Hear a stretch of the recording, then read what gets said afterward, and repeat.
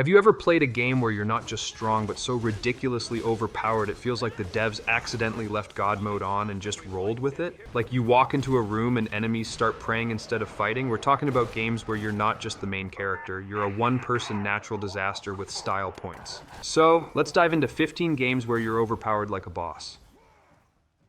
If you've ever wanted to feel like a virus-powered demigod with the fashion sense of a hoodie-wearing menace, then Prototype is your therapy session. You play as Alex Mercer, a man who woke up with amnesia and said, "Well, time to suplex a tank." This dude doesn't need guns. His arms are the weapons. Giant claws? Sure. Blade arms? Why not?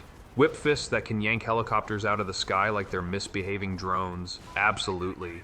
And when he's not turning into a death blender, he's leaping over buildings, running up skyscrapers like he's allergic to sidewalks, and body slamming military bases just because he can. Forget stealth. Stealth is for people without giant tentacle death attacks. You're not a hero, you're not a villain, you're a one-man extinction event with a hunger for chaos and an entire city as your unwilling playground. And the best part? Nobody can stop you, not even the game itself. Tag pad and Foxtrot.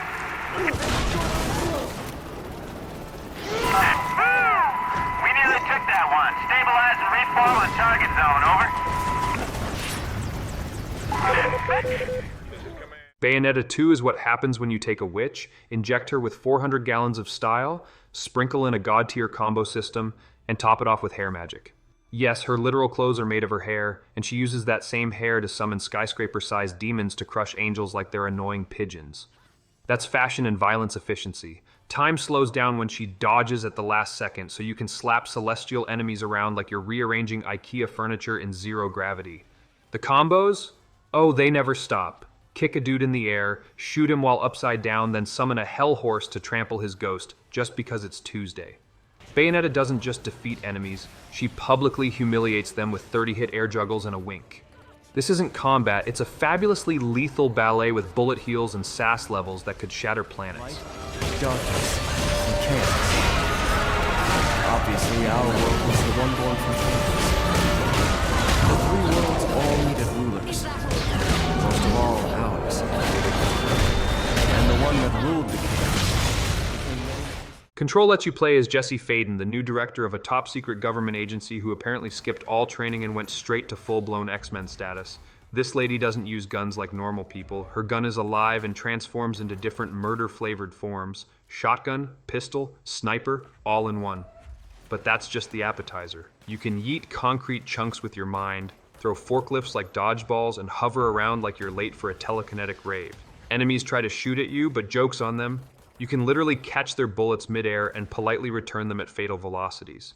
By the end of the game, you're not solving mysteries. You're redecorating every hallway with broken desks and the tears of your enemies. If office jobs were this chaotic, HR would need a therapist.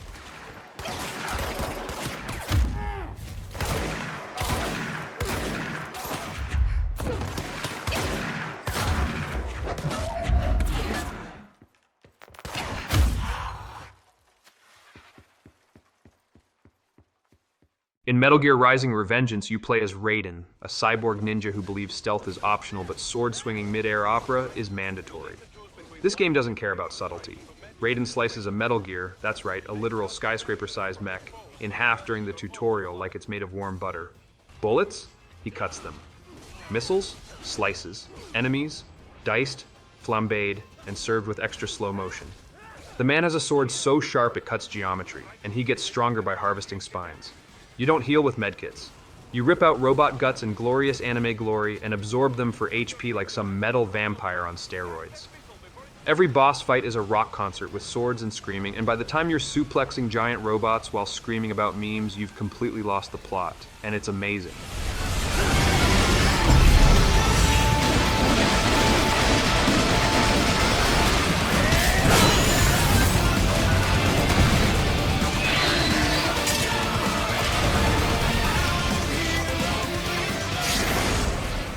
Asura's Wrath is not so much a game as it is a rage-fueled anime fever dream turned up to 11. You're Asura, a demigod with anger issues so severe he makes the Hulk look like a yoga instructor. You punch gods into the moon, scream at galaxies, and grow 6 arms just to punch harder. At one point, a villain tries to stab you with a sword the size of North America, so naturally you catch it and punch the dude all the way to space. The QTEs? Oh, they're not just action, they're divine opera. You block laser beams with your face, erupt out of molten lava while screaming louder than the sun, and defeat enemies so big they'd be final bosses in other games. In the prologue. Asura doesn't need power-ups. His only upgrade is more fury. By the end, you're not just a god, you're a cosmic middle finger to every other boss fight in existence.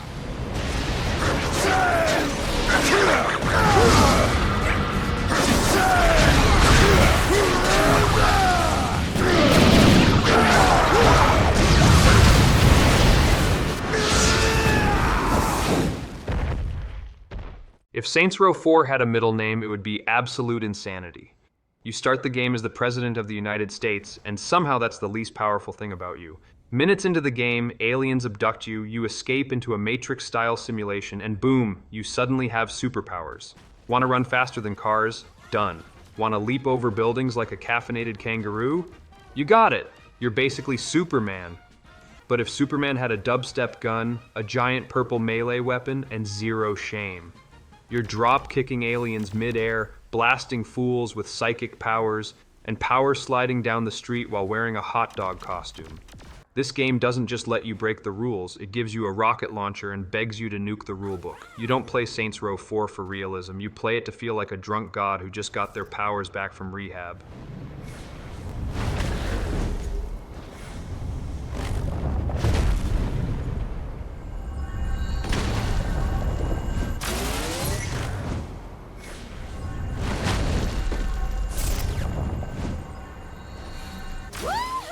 Batman doesn't kill. But in Arkham Knight, he will absolutely rearrange your spine until your ancestors feel it. This game takes the phrase, "I am vengeance," and turns it into a playable mood. You're not just Batman, you're Bat Dad with boundary issues.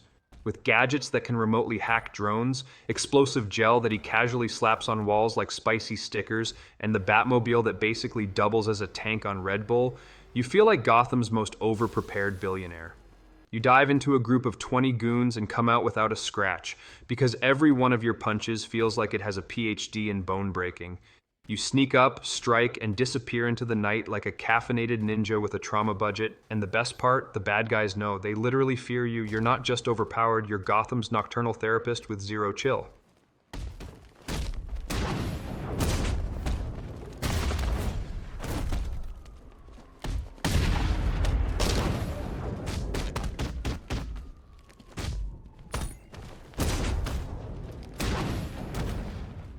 Kratos in God of War 3 isn't just overpowered, he's a walking Greek tragedy with rage issues and the muscles of a protein shake come to life.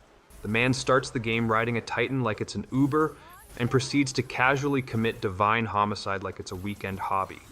You've got the Blades of Exile, Fire Fists, lightning powers, and basically a god-killing toolkit that would make Zeus wet his toga. The QTEs? Oh, they're not just dramatic, they're disrespectful. Kratos punches gods in the face with such intensity it causes global earthquakes.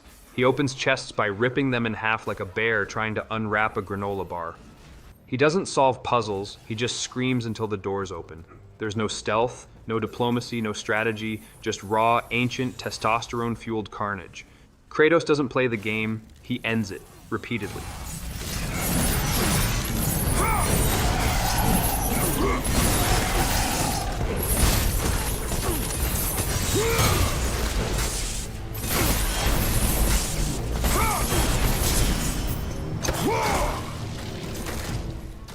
If Michael Bay ever made a video game while shotgunning energy drinks, it would be Just Cause 3. You play as Rico Rodriguez, a man whose job description is liberating countries, by exploding everything within a 10-mile radius. Stealth, tactics, strategy, never heard of them. You have a grappling hook, a wingsuit, and a parachute that deploys faster than your bad decisions. Why walk when you can slingshot yourself into a helicopter, hijack it mid-air, and then launch yourself off of it just to see what happens? Your arsenal includes rocket launchers, C4, and infinite ammo for reasons. But honestly, your true weapon is physics abuse. The whole game is one big, dumb, beautiful, explosion-fueled sandbox where the only rule is, if it looks insane, do it anyway. Rico doesn't just overthrow dictators, he demolishes them, their armies, and all nearby buildings for good measure. If you've ever wanted to feel like an action movie hero with zero regard for realism, this is the game for you. Try to store fuel now, you jerks.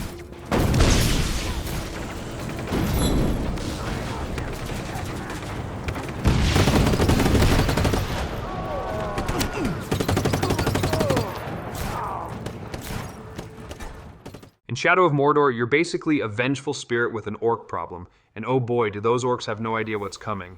You play as Talion, a ranger fused with the wraith of an elf lord, which means you're part ghost, part assassin, and fully terrifying.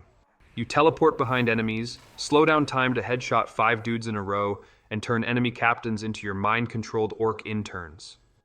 The Nemesis system? Brilliant. You kill one guy, his buddy remembers, and comes back with a grudge, and you still humiliate him in front of his squad by turning him into your meat puppet. It's like Pokemon, but with more stabbing. You don't just defeat the orc army, you conquer it from the inside out, like an HR rep with a vendetta and a very sharp sword. By the end of the game, you're not just feared, you're the Middle-earth version of a Monday morning hangover that never ends.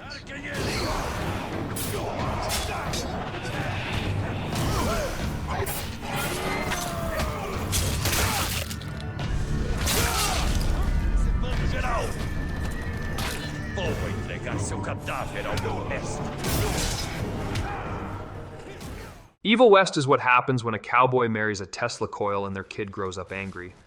You play as Jesse Rentier, a vampire-slaying gunslinger who treats monsters like walking piñatas.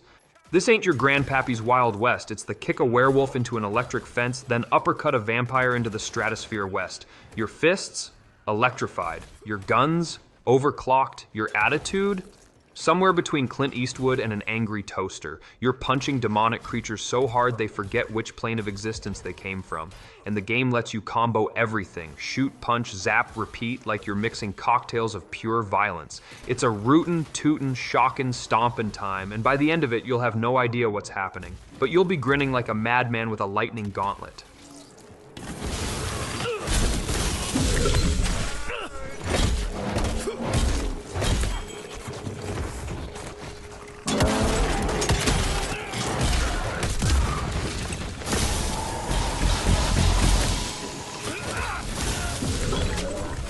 Delson Rowe in infamous Second Son is basically a walking USB port for superpowers.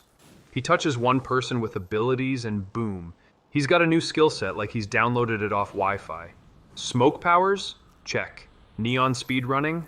Yup. Concrete fists of doom? Absolutely. It's like playing a super-powered buffet where everything is spicy and explosive. You're parkouring over rooftops, melting enemies with laser graffiti, and dive-bombing bad guys with so much force they need dental records to identify. And the moral choice system? Hilarious. You can either be a misunderstood urban legend or a city-leveling menace with a love for fireworks. Either way, you're stomping through Seattle like it owes you money, and nothing, not the military, not the cops, not even gravity, can stop your angsty, superpowered rebellion.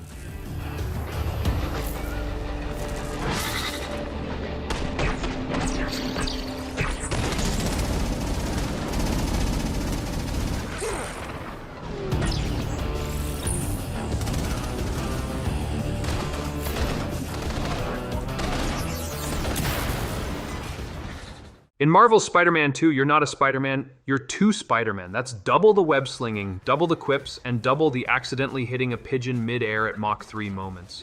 Peter's got the classic gadgets and slick moves, but also, hello symbiote powers. He's basically Venom with a mortgage. Meanwhile, Miles is out here electric punching enemies into another dimension like a high-voltage ninja. Switching between them mid-swing is smoother than butter on a hot skillet. You can take down 50 armed goons with nothing but webs, flair, and aggressive parkour, all while roasting them with non-stop jokes. The combat feels like a ballet choreographed by caffeine and vengeance. And the city, yours to flex in. You're not just a friendly neighborhood Spider-Man. You're the reason New York's crime rate needs therapy. Some new friends! What the? He can do that? Apparently! Need you now! Mr. Parker? I'm sorry, who's this? Principal Evans. Of course! Principal All F... students have evacuated their classroom. Where are you? Mr. Parker! I just... Imagine if Prince of Persia had a baby with God of War, and then that baby chugged a gallon of pre-workout and decided gravity was for chumps. Welcome to Atlas Fallen, where you wield a magical sand-manipulating gauntlet that turns you into an unstoppable desert warlord. You don't just fight enemies, you pulverize them into ancient dust with giant shape-shifting weapons that look like they were designed by someone who thinks overkill is a compliment. Your movement? Oh, it's not just running, it's gliding across the sand at breakneck speeds like a surfboarder in a Mad Max fever dream. And the best part? Every fight is a Michael Bay explosion fest, where you juggle massive monsters in midair, combo them into the next dimension, and then slam them down with a hammer the size of a small building. If you ever wanted to be the ultimate desert badass while making every enemy regret its existence, Atlas Fallen is your power fantasy come to life.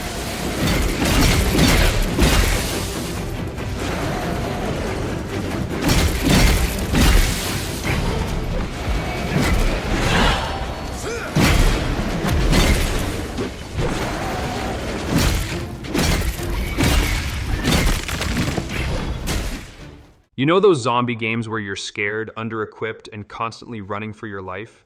Dead Island 2 is not that game. Here, you're slicing, smashing, and frying zombies like a 5-star undead chef. You're the immune chosen one, basically patient zero with a gym membership. One punch sends zombies flying like wet piñatas. You electrify water to fry crowds, shove machetes into heads like you're garnishing a taco, and curb stomp rotting skulls in slow-mo with the force of a disappointed parent. The gore system is disturbingly detailed, like someone gave Mortal Kombat a tanning vacation in LA.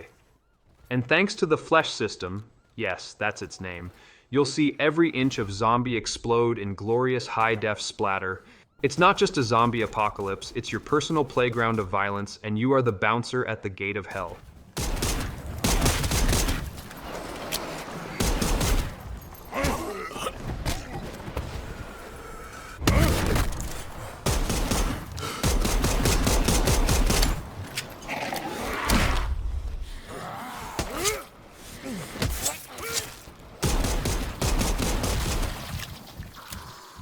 And there you have it, 15 games where you're so overpowered, the final boss probably rage quit before you even got there. So if you're ever feeling weak in real life, just fire up one of these bad boys and remind yourself what it's like to bend the universe over your knee.